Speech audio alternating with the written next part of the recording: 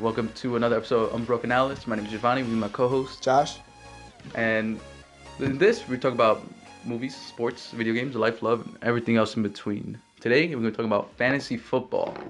And into this is the season marred by a lot of injuries and a lot of disappointments. Sadly. But how many injuries has there been so far this season? Like Too many to count, Nino. Too many to count. The most notable ones have been Jamal Charles, Le'Veon Bell, Forsett, Flacco, Peyton.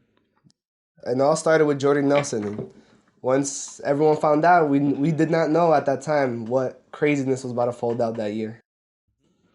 But Josh, we compiled a list of our top 25 players that we thought were our fantasy's top points makers. That probably brought you to the championship or maybe the playoffs at least. Playoffs. Huh. Playoffs. If you made it to the playoffs. So, But, Nino, Josh, I don't know. I got a problem with your list. Your list is something else. Your list, we agreed on the top three with Antonio Brown, Gronk, and Odell. There's nothing to argue about that. Them two have been either they have the most upside and they're consistent in their positions. Now, this is where we change. I have Brandon Marshall because he's consistent. Fitzpatrick has been giving him his long targets, and he's been getting high in the playoffs. I like him, number 4. Yeah, I have trouble with. Why don't you have DeAndre Hopkins in your top 10? You see, Hopkins, I don't like him. I have him 11, just outside the top 10, but to me, he's been the main target for the Texans this year because he's their big guy.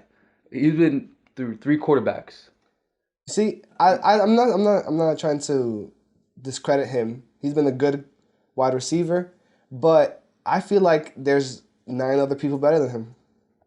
9? So you put Greg Olsen over him? But Hopkins has been a better target so far. Doesn't matter. There's Olsen. Don't get me wrong. Olsen also been a good receiver and give you points for a tight end. Before, as far as wide receiver, Hopkins has been up there. There's such a gap between Gronk, Olsen, maybe even, I don't know, add another tight end. Barnidge is a good one too. And then everyone else. Like, if you don't have those 3, you are not going to get a good, consistent tight end. Well, that's why I have him at number 10. There's something that I don't like in your list, Nino. Name one. Sadly, you chose to put injuries. Many injuries, not even just one. I'll get one. Many injuries. 300 players. In the list. People that haven't even played half the season are still on this list. Yes, and that annoys me, Nino. That grinds your gears? Yeah. That grinds your gears. Yeah. So, okay. So there's some people like you have Bell, Rolls. They're low, but they're still on your list. I don't like that. I think one person you might have a problem with is Jamal Charles at 14. You see, Jamal Charles, he should not be on this list. He has played, 6 games? 5 games. 5 games. And he is, what you put him in? 14th. 14th. I would rather have Forsett, Green, anyone over. Well, Green played almost every game this year, though. Yeah. And he's on your list, too. I know. He's on, but I have him over Charles, who was hurt. But even when Forsett was healthy, not like he was doing nothing. I'd rather have Charles on my list, who was productive and gave me the fantasy points. It was the top target for the Chiefs. Am I right? You're right. You see, there's something we could agree on. Baldwin got hot late. And that's why he's in our list. That's why he deserves, Eric Decker, consistent. That combination, Marshall, Decker, crazy. I thought Marshall was going to have a breakout year after the last year was disastrous with Chicago, with Jay Cutler being trashed. Can you believe Marshall, all this time he hasn't played a playoff game? Really? Playoff. Really? Even all those Chicago teams. Yep. Had never been to playoffs. Yep, haven't. But, just glitching next Sunday. Just fan over here. Yeah. So, you have Rawls in there. I don't agree on. Rawls is a beast until he got hurt. Until he got hurt. That's the key thing. See, we could go on and on, but let's leave it there. Let's talk about quarterbacks. Quarterbacks. Our top 5 quarterbacks. The first 3 are easily, understatable. Yeah, I mean, Newton, Tom Brady, Cam came out Carson crazy. Palmer. You see, I don't understand how in the world you decide to put Fitzpatrick in top. I agree. What you mean? I What are agree. you saying? I agree. Top 10. I have him 7th on my list. But He tied the Jets record for most touchdowns in the season. okay, but I'd rather have Blake Bortles than Blake Bortles. yes, What? yes.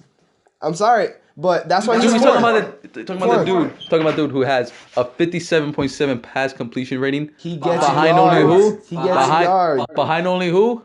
Matt Castle. Who is Matt Castle? Where is he now in the league? He's a backup to a rookie quarterback on the Cowboys. Okay, you want me to tell you something? What? Okay, look at this. Fitzpatrick ranked 9th. Bortles 7th. In what? ESPN Power Rankings. You know what? You know what ESPN could do? You know what ESPN could do? I'm sorry, you have to agree with me. He has been the more consistent.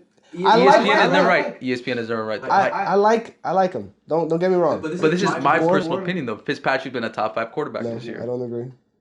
Okay, so those have been our top 25 and 5. Now, who has been playoff superstars, Nino? Ted Ginn Jr. Even though he got hurt on Sunday against the Cardinals, he has. You know how many touchdowns he had his entire career until now? How many? 11.